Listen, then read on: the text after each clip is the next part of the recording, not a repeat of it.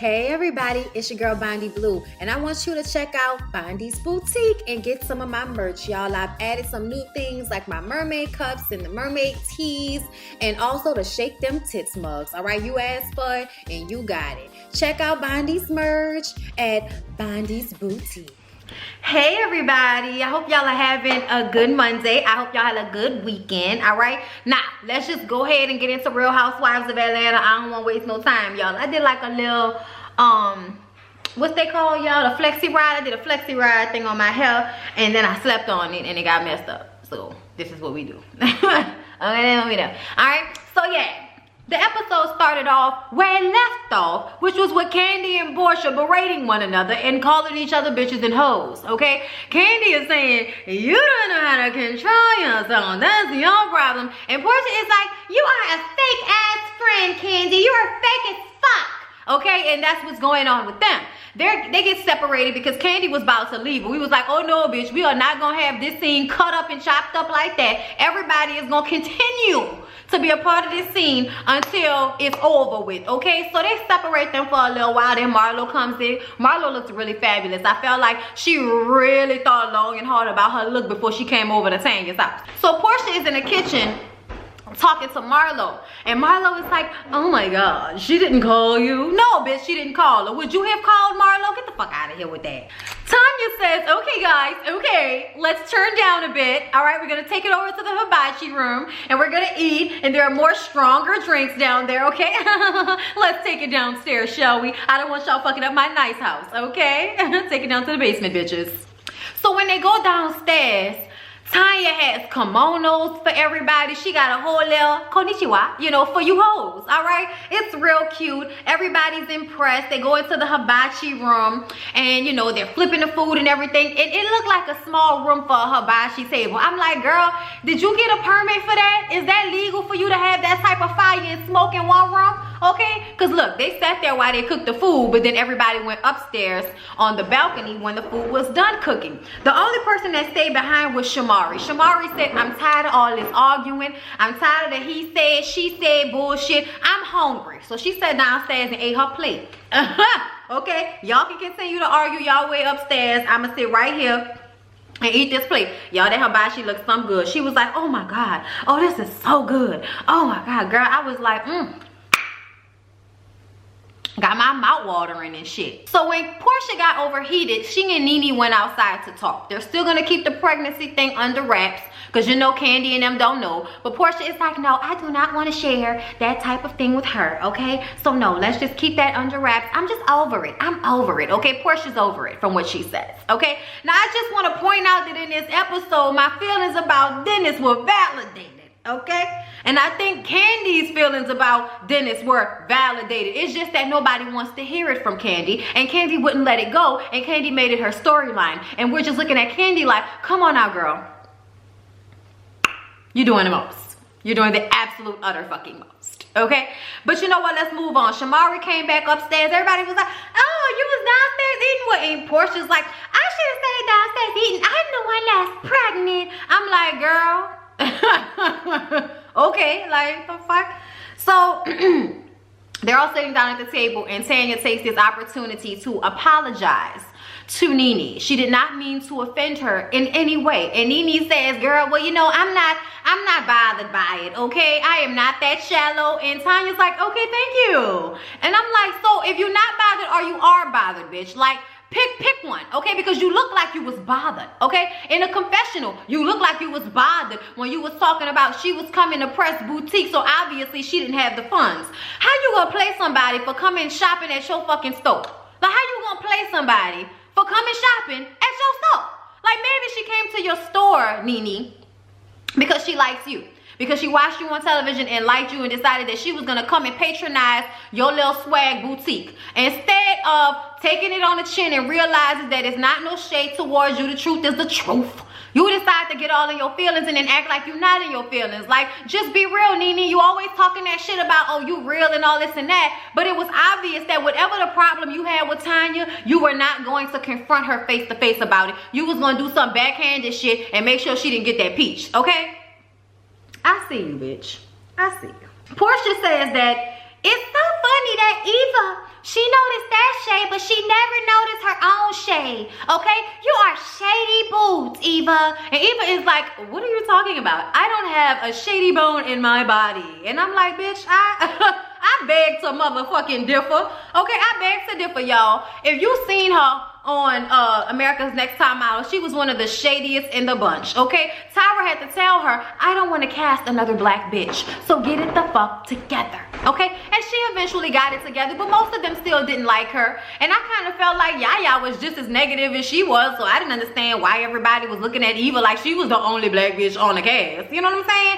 But I do understand that that's like a real tough situation to be in. America's Next Top Model is hard, it's tough, okay? But anyway, moving along, Portia brings up Cynthia. You didn't throw shade at Cynthia?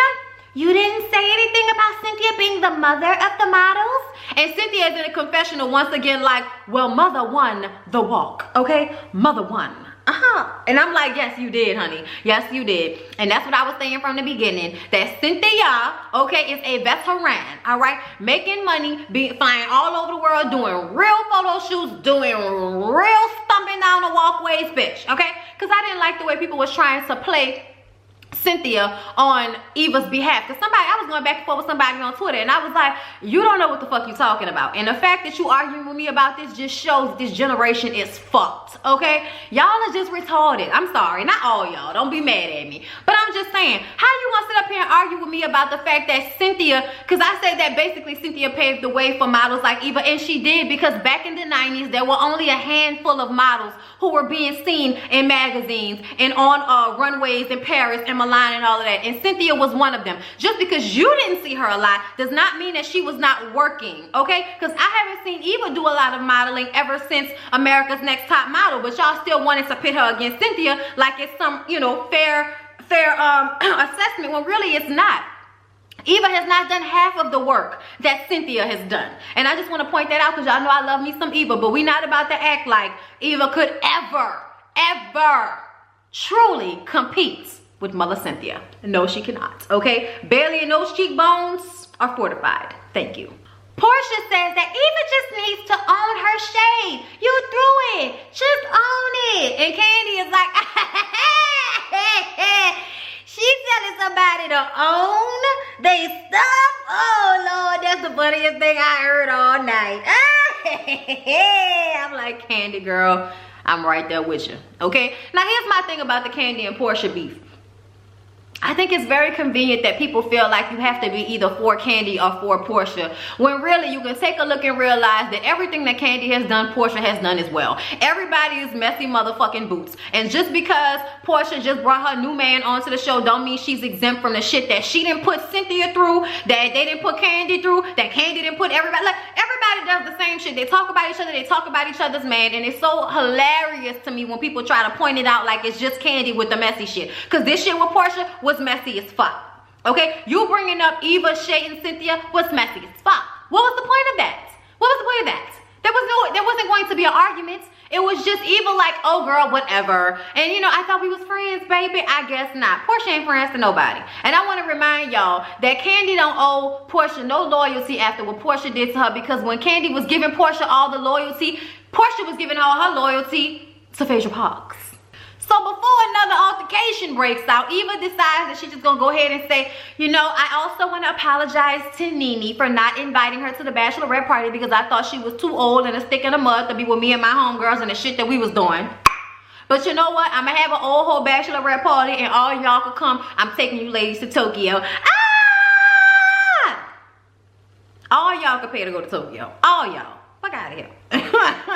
Moving on, okay? Nene has a chef coming over because she wants a chef to cook a very healthy dinner and layout for Greg's birthday party that's coming up. And they also want to educate his sons on what to eat and what not to eat. And Nene talks about how for years she was trying to get Greg to eat the right things. And it took this cancer to get him to want to have the right diet. But it seems as though Greg had to go to the hospital earlier on that day. And he had a toot. He had an attitude, he was being rude, he was being mean to Nene. And this is what Nene has been talking about. Throughout Greg struggling with the cancer and trying to get well and trying to keep the cancer away, because you know he said he has been healed by the Lord. Okay?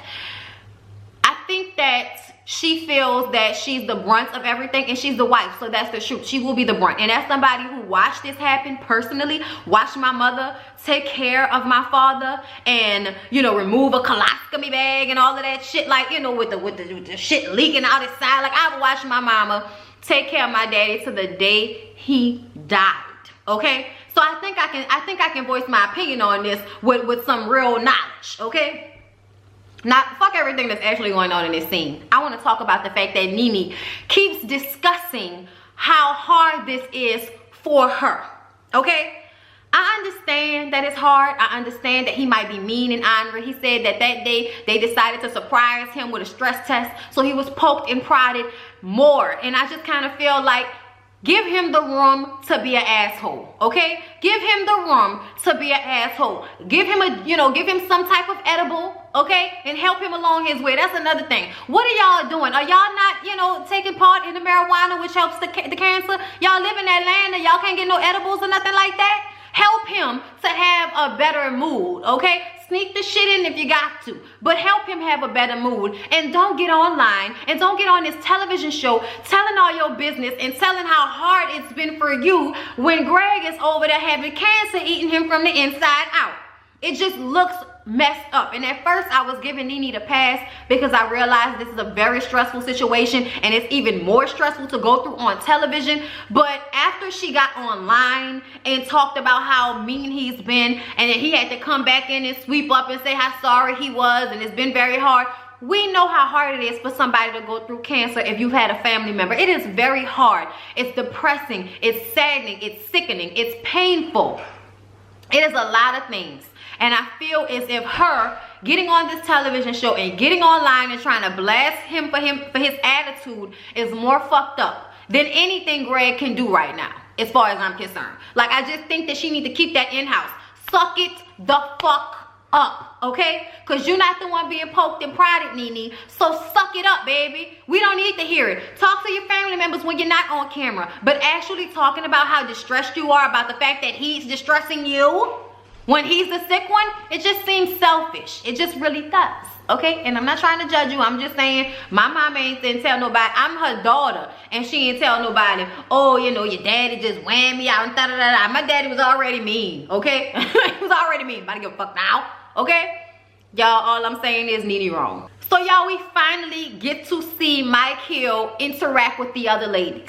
Cynthia had a lunch date set up where Marlo, Candy, and Eva can all sit down and ask questions, whatever they want to ask, to Mike Hill. And this is when I started to like Mike Hill, okay? Because I'm like, the fact that he was even like down for the questioning, whatever they wanted to ask, I was like, he's on the up and up. He's on the up and up.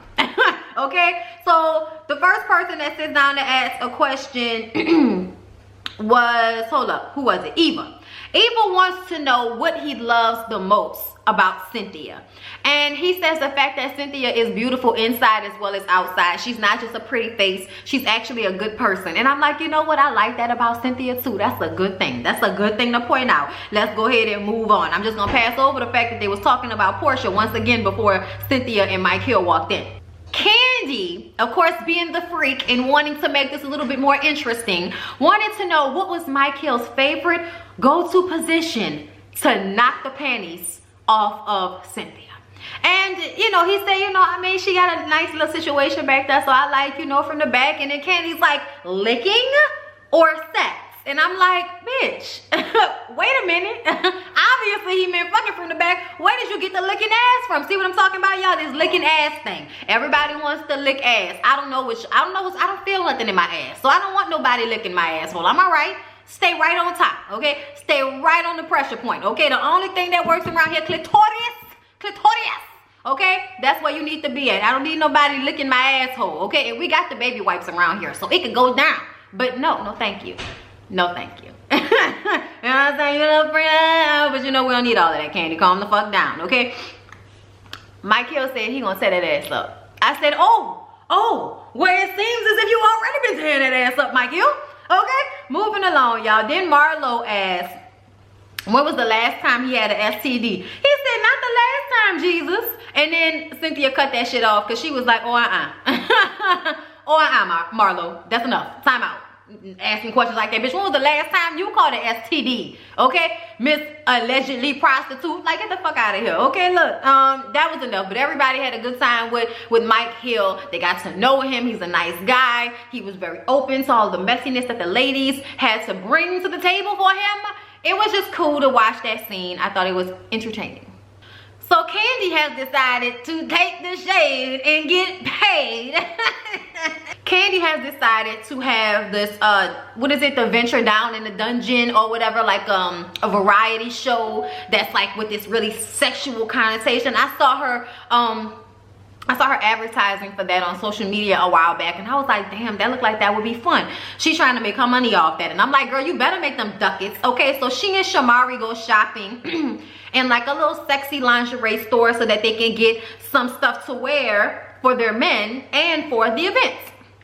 And Shamari tries on this really cute little two-piece, and then Kandi got to hold the phone while she called Ronnie DeVoe and then see how he feel about it and all this. He like, yeah. But then his face was turned to Kandi, but he was looking at her, and I was like, this is so fucking awkward, bitch. You could have did this shit in the mirror in the dressing room, okay? We did not need to do this like out here with all of the nastiness that Ronnie DeVoe was giving us in that moment, okay? However, Kandi spent like, what, a whole stack in that store, and then thought, oh Lord, I spent a whole stack. Kandi, stop acting like a whole stack is a lot of money to you. Please stop, okay? You the $1 million lady. $1,000 in a lingerie store is like spending $200 at Walmart for the rest of us middle class people. Stop it, okay? You gonna be all right. Child, is more like spending $50, if anything, because Lord knows she got money, okay? Got money.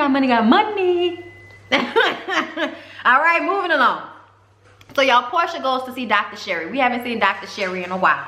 But she goes to talk to her about her situation with Dennis and her situation with the other women and how she's been trying to, you know, keep from being volatile Portia the way she used to be. We had to go down memory lane about how Dr. Sherry was there when she was with Cordell and then after Cordell.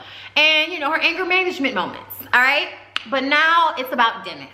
And the issue is, like I said, Portia has fallen into the habit of what she did with Cordell, where she says, oh, well, you know, don't worry about him. I don't want to ask any questions. She's basically letting whatever she feels about him that might not be right just pass over because she doesn't want to ruin the relationship. She said that at the beginning, but she's pregnant and they are deeper in. So the fact that he was still having conversations with Sherry or Miss Sherry, whoever the girl was that was, you know, Jamie's friend, you were still having text messages with her. He showed her the text messages after everything had went down with her and Kandi. But the point still remains that she's up there bucking for you when you doing shit that is not what y'all agreed to.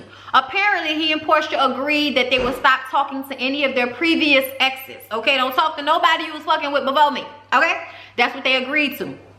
But Dennis was still talking to Sherry, whether he showed the text messages or not. All right.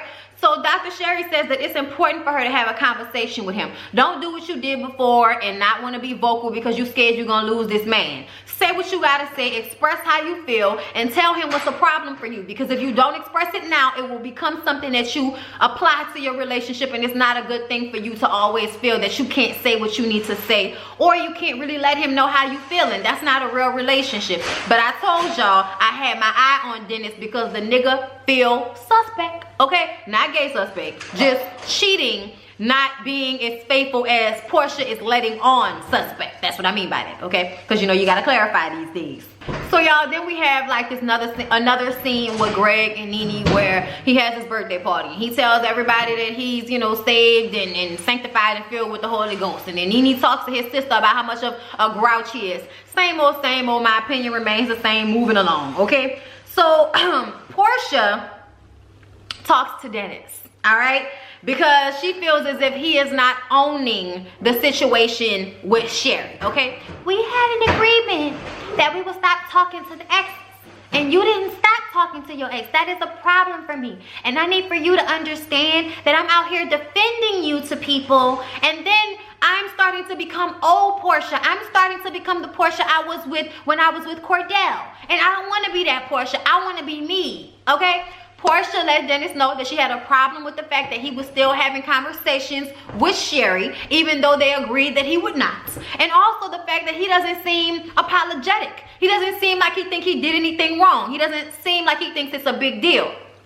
Eventually, she gets him to a place where he apologizes, and she was like, okay, so what you apologizing for? And the way he stuttered and stammered, it just kind of seemed like he still doesn't really get it. He says he knows that the situation was messy because of Candy and them. So him even playing into that, knowing that, he's sorry about that. And to me, that's still putting it on somebody else. That's still in some way not taking full responsibility for the fact that Dennis did something that Portia asked him not to do. Okay? So yeah, y'all, they talked about it. She still feel like he don't get it. I feel like he don't get it. I feel like Dennis is a ladies' man, and I think that he might have found his forever wife to cheat on in Portia. Okay, I hope that's not true. I hope that he can get his shit together, but something about him feels not right. As it pertains to fidelity and being open and honest in communications with Portia and other women. Okay, so that's what I got to say about it, y'all. That's what I got to say about it. I hope y'all enjoyed the review. Please don't forget to like, comment, and subscribe to my channel if you have not already. And I will see y'all in the next one.